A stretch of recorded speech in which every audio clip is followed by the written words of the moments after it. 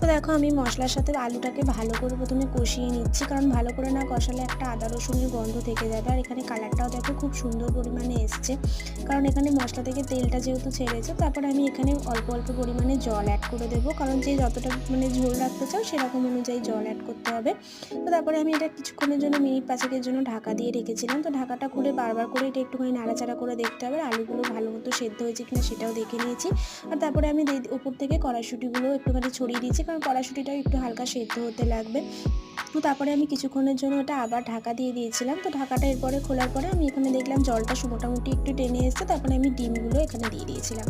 তো ডিমটা দেওয়ার পরেও আমি কিছুক্ষণ আবার ঢাকা দিয়ে দিয়েছিলাম। তারপর ঢাকা খোলার পরে আমি উপর থেকে ধনেপাতা আর একটুখানি গরম মশলার গুঁড়ো ছড়িয়ে দিয়েছিলাম।